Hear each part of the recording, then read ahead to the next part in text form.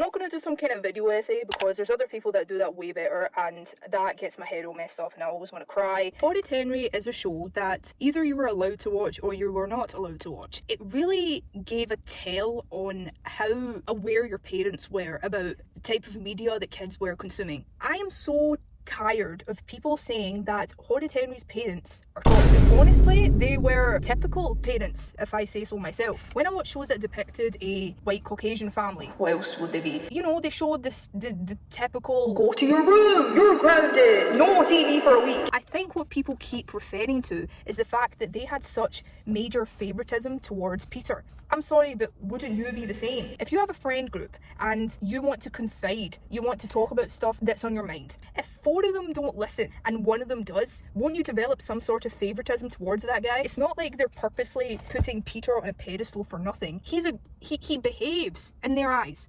What's not clicking? And also, I get it, you know, Henry should also be able to get that love as well. Though he himself is aware that Peter is perfect, hence the nickname. How come he doesn't have a problem with it, but you do? Perfect Peter has his name because in the eyes of his parents and Henry, all he does is the stuff that the parents want from their children. Good manners, eating their vegetables, doing their homework, whereas Henry does the opposite. So that's why I don't think the parents are in the wrong here. I don't think that you should fault them either. At the end of the day, there's a reason why Peter's the favourite. Let's take a step back here. When we were introduced to this entire family, first impression we received of this family was that Henry was bad, Peter is good. We could tell by the actions that were done. Right from the start, Mum and Dad showed favouritism towards Peter. How on earth are they meant to break that favoritism if the low-key evil things that Peter eventually gets up to in the later seasons are not shown in front of Mum and Dad's eyes? They're not psychic, as far as I know. How are they meant to know that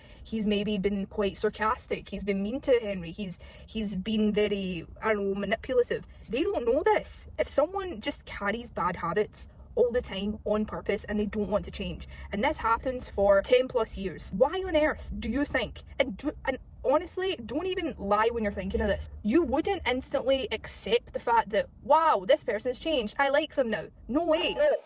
Don't be silly. Especially through the season 1 to the end, Henry was bad, and during the last few seasons, these episodes were written by Lucinda Whiteley. Those stories are terrible. It's plotless. There's no plot to it. Before the title credits, you were given a miniature scene before his signature scream at the camera, and then eventually the title comes up. And that always gave you some sort of clue as to what this episode was going to entail. Now, the episode will start with such a boring situation. Peter finished either the milk or the cereal, and Henry was upset about that and screamed at the camera, and then the title said something completely different. And then as soon as the episode got in, it took 10-15 minutes to finally address what the hell this episode was about. And then maybe some bit of interesting thing happened at the end, but it made no sense. Francesca Simon, she wrote the stories, so that's why the first few seasons were brilliant. But Lucinda, no man, nah. You are the reason why people are having this discussion now. You've made Peter meaner and Horrid Henry slight bit more tame,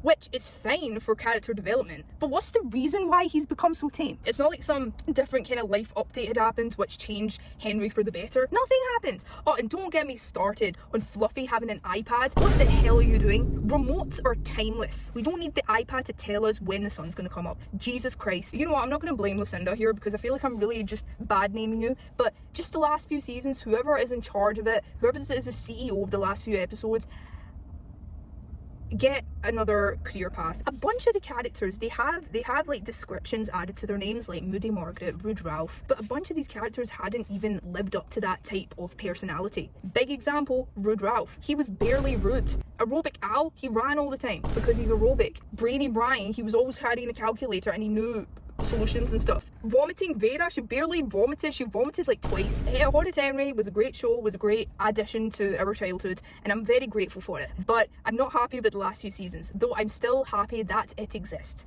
Horrid Henry's parents are not toxic. It's only based on what they see. I do not blame the parents. I think they are doing a great job. Thank you very much. Peace. Na na na na na na.